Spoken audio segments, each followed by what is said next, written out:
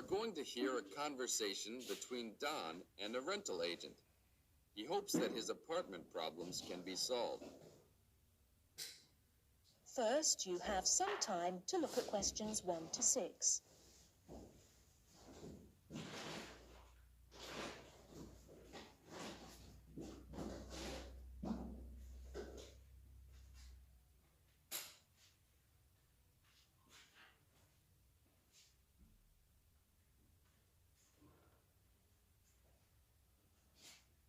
We shall begin. You should answer the questions as you listen, because you will not hear the recording a second time. Listen carefully and answer questions 1 to 6. Good morning. I am a rental agency. How can I help? Oh, hello. I'm ringing about some problems I'm having with my apartment. Yes, of course. If I can just get a few details first. What's your name? Don Chester. How do you spell that? Chester. Okay. And the address? Apartment 4, 18 Ruby Lane. Ruby Lane. And that's in Newbridge. Oh, yes. I know the one. Could I ask how long is the lease? It's for a year. And you moved in on? Last week, on 24th May. Good, thanks. Now, what are the problems you found?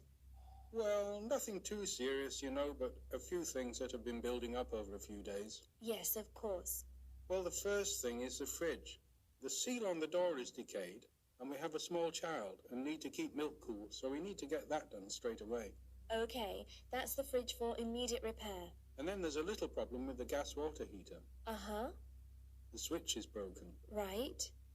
It's not serious and we can still use it. But if you can send somebody over in the next couple of weeks or so, that'd be great. Okay, I've got that. Then we're worried about the front windows. Are they broken? No, but there are no blinds on them. And you know, with privacy these days. And when would you like those done? Oh, it's not really urgent. But there are only thin curtains on the windows, and people are walking past. Yes, we'll have those done for you by next week, don't worry.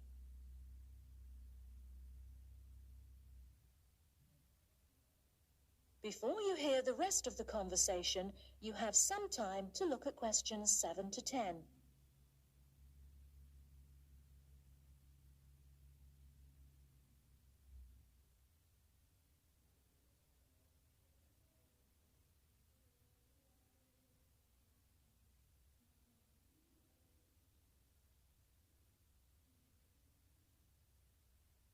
Now listen and answer questions 7 to 10. There are only thin curtains on the windows, and people are walking past. Yes, we'll have those done for you by next week, don't worry. And then there's the front door lock. It's getting quite annoying. It often jams, and we sometimes have to fiddle with it for minutes before we can get in the apartment. I'd really like to get that fixed up right away. That's no problem. And then the last thing is the shower curtain. It's torn. Oh, right. We can get a new one and have it to you in the next week, if that's all right with you. Yes, that's okay. Anything else? No, that's all. Okay, fine. What we'll do now is get someone over to you this afternoon, if you're home. Well, I'll be out for a short while. Okay. Tell us your preferred times. Well, the best time is about 2 o'clock. I'd have to check that with him. And if he can't get there then, what would be your second preference? Oh, any time up to 6 p.m. would be fine. Okay, I've got that. Great. Thanks very much. That's fine. Thank you for calling. Goodbye. Goodbye. That is the end of part 1. You now have half a minute to check your answers.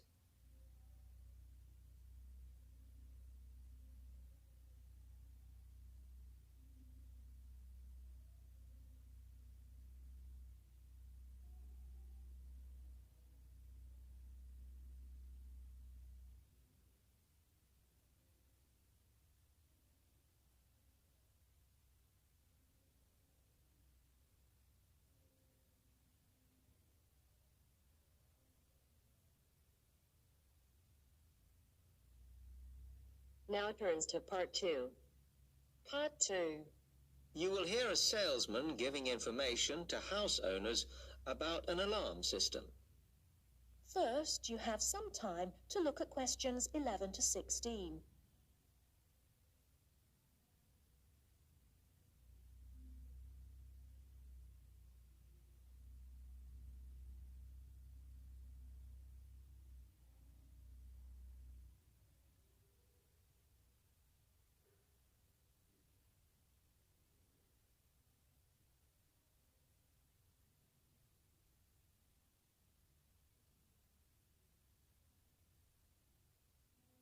Now, listen carefully and answer questions 11 to 16. Thank you for inviting me to your residence meeting. My name is Martin Pugh from Safe Cell Alarms. I'm going to explain a little bit about home security, and I hope you'll all feel a bit better informed, and perhaps that you will even purchase one of the alarms we sell. It is all too easy these days for people to break into our homes. Did you know that 25% of all burglaries are committed by burglars breaking and entering via the back door? Even though it is locked, it is still relatively easy for someone to gain entry. And there are parts of our house that we think are not vulnerable because they look inaccessible, but they're not. So, if you're trying to protect your home, you should make sure the top floor is covered by that protection, not just the ground floor. We believe that the only way to secure your property is by having an alarm fitted. Just having the alarm on the outside can put burglars off. And we also recommend that you warn them about the alarm. To do this, we suggest you stick a sign in the front window of the house so it can be seen clearly. This alone should be enough to dissuade a burglar before they start. Now, our company has a range of alarms on offer, and I brought several along for you to see tonight. But let me just explain a few things about them. First of all of our alarms are highly visible. They're colored red, and on the underneath, there is a blue light, which you can see whether they are switched on or not. This acts as a deterrent to burglars who can see it as an active alarm system. Like most systems, our alarms are very sensitive, so you do need to look after them. You may be surprised to hear that a cat can often slink around unnoticed under the infrared beams, but a spider crawling across them will set them off. Also, our system is a little different from some. Most companies offer an option that connects their alarms to the police station. All our alarms have an automatic link to our company office. This means we can deal with a situation promptly and can sort out any alarms that have gone off by mistake. Before you hear the rest of the talk, you have some time to look at questions 17 to 20.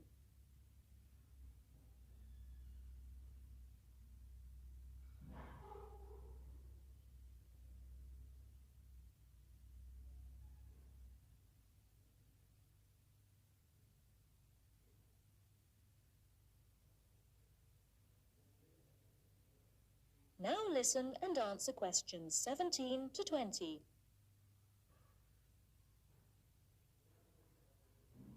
Okay, let me tell you about the installation of our alarms. Later on, I'll show you some house plans and diagrams of how the alarms operate. But you don't have to worry about them being intrusive, as we normally put them in hallways rather than individual rooms. The diagrams show you how the beams work to cover the whole house in this way. Oh, one small thing while I remember is don't leave your security code in your house. A lot of people keep it in the kitchen or their study, but we suggest you leave it with a neighbor so that if there is a break-in, the burglars can switch the system off. Now, regarding the practical aspects of installation, I know that many of you are out all day, and I'm afraid we don't install the alarms at weekends. But we do offer a service where we can fit the alarm system in the evenings for you. But we do charge a little bit extra for that. Finally, we do offer a range of systems, so I suggest you look at the leaflets on our prices. And please, don't be put off from investing in a more sophisticated system to protect your home, as we do allow you to set up a monthly payment if it's too much in one go.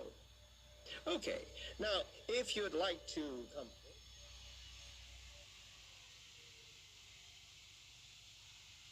That is the end of part 2. You now have half a minute to check your answers.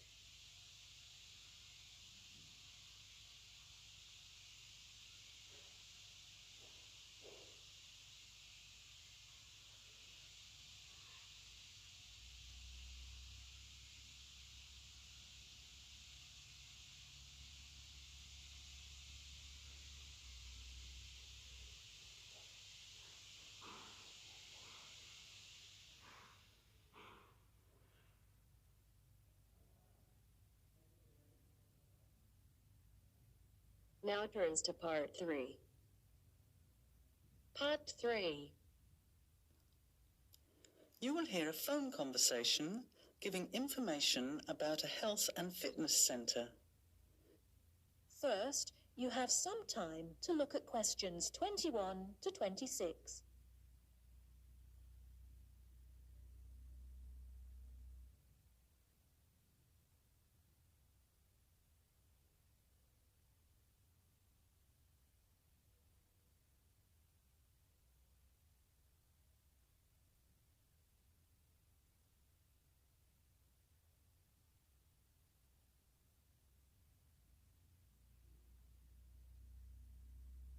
Now listen carefully and answer questions 21 to 26.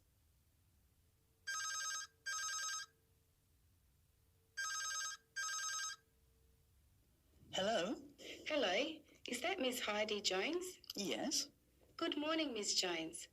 I'd like to take a few minutes of your time to tell you about the Seven Oaks Health and Fitness Centre, which is in your suburb. Would that be convenient? Okay. Well, the centre's not far from you. It's on the corner of Marion Street and Giles Street and has a large car park. It's open every day of the week, opening on weekdays at 6 a.m. and at 9 a.m. at the weekend. It closes at 9:30 p.m. Monday to Friday and on Saturday at 4 p.m. and Sunday at 2 p.m.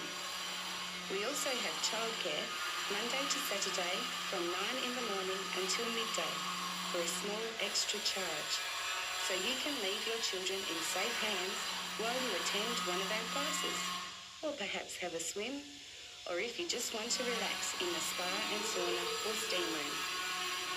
Talking of classes, we have a very wide range which are designed to suit all different levels of fitness and individual needs.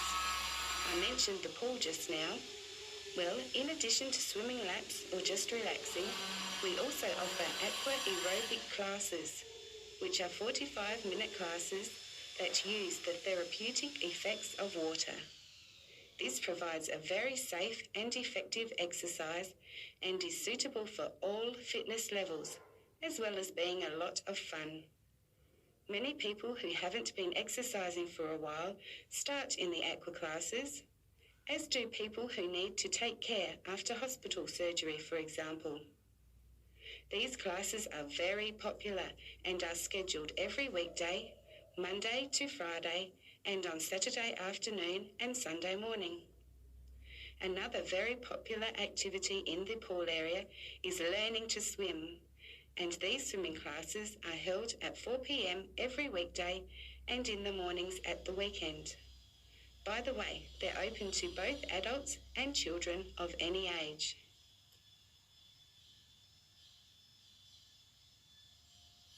Before you hear the rest of the talk, you have some time to look at questions 27 to 30.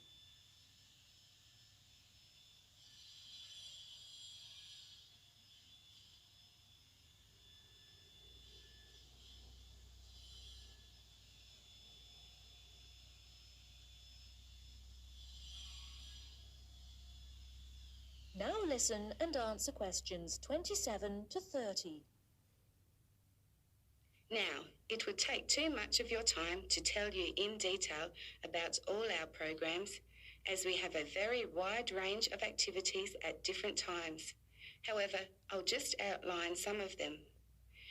Our super circuit classes are extremely popular, and you get a good aerobic workout while toning your muscles. They're easy to learn, as you combine using hydraulic equipment with exercises guaranteed to give you a good cardio workout. The teachers are very good and there's a fun atmosphere. And the classes are very effective in assisting weight loss, relieving stress, lowering blood pressure, and generally increasing fitness. Oh, and I haven't mentioned our range of aerobic and step classes of different types which suit all levels. Our specially designed aerobics room holds over 55 people, and our highly qualified and trained staff can advise you as to which class might suit you. We are inviting you to a free 1-week trial period when you can come and try any of the classes or activities before you make the decision to join. By the way, there is also a large and very well-equipped gym where we offer free fitness assessments, and you can have an individual program designed just for you. Also, the cardiovascular room has the latest range of machines which help you burn fat, increase your fitness, or just warm up. They're very popular, as you can forget all about the calorie burning by watching your favourite music videos on TV while you exercise. Right now, we have a very special new member joining fee offer, which allows 2 memberships for the price of 1, a real bargain. So if you can, bring along a friend who'd like to get fit as well in time for summer. Come along and try us out. You can meet the staff. Try out some of the classes for a week, absolutely free.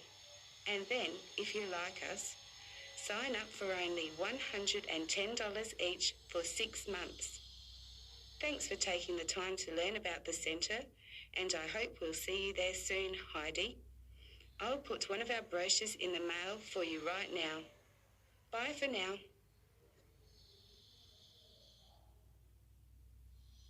That is the end of part 3. You now have half a minute to check your answers.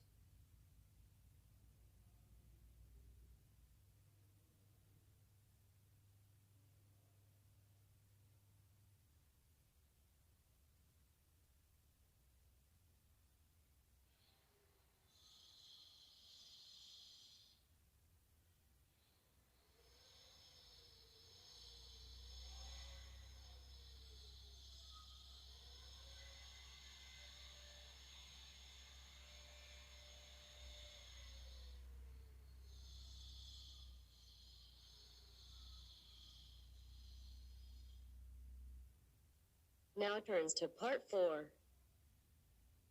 Part 4.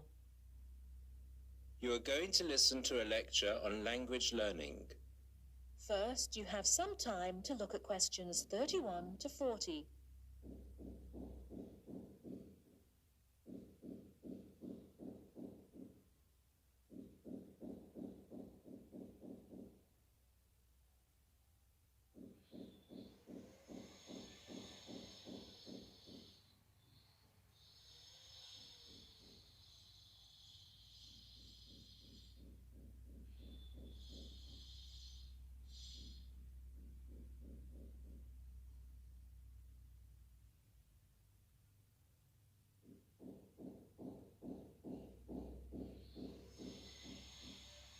Now, listen carefully and answer questions 31 to 40.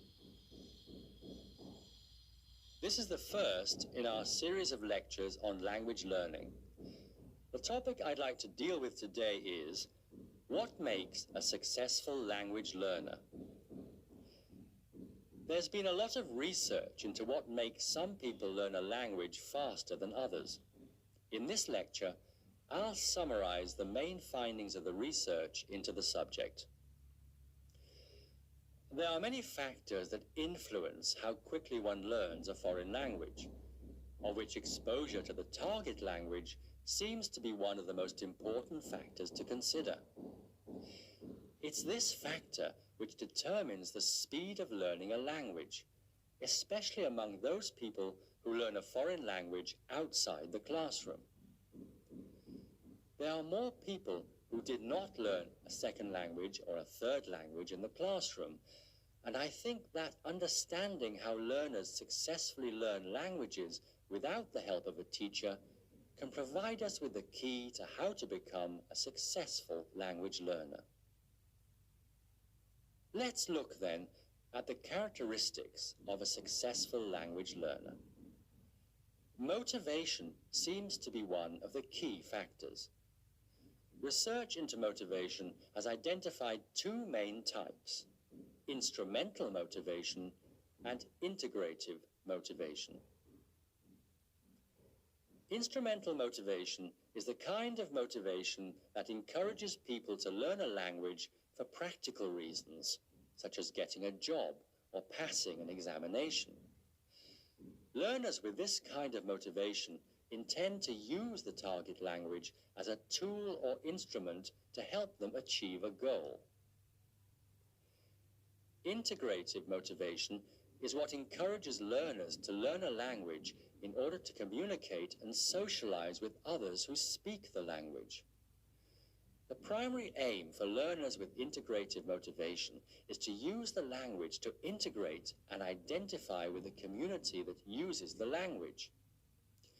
Immigrants, or people who are married to speakers of another language, are motivated in this way. Although most people have mixed motivation, research into language learning and acquisition suggests that integrative motivation produces much better results and is an important characteristic of successful language learners. Personality is another important factor in language learning. One does not need to be an extrovert to learn a foreign language, but willingness to experiment and take risks is essential. Introverted or anxious learners who are afraid of making mistakes find it harder to learn a language. Good language learners will try to experiment with different ways of learning vocabulary or grammar until they find the way that suits them best. Language is a complex system. Successful language learners often design complex learning systems to master a language. They think about how they learn and organize their learning accordingly. They develop their own learning style and use a range of learning skills such as efficient revision techniques, systems for learning and organizing vocabulary, the ability to monitor their own speech, and the ability to plan their learning. Finally, age is another major factor to be borne in mind. Children seem to be in the best position to learn a foreign language rapidly and with the best results. Older learners can also be very successful and become proficient at using a language. Adult learners who make decisions about their learning and are independent of the teacher, who are analytical and aware of how they learn, and who take responsibility for their learning, stand a very good chance of learning a foreign language successfully. That is the end of part 4. You now have half a minute to check your answers.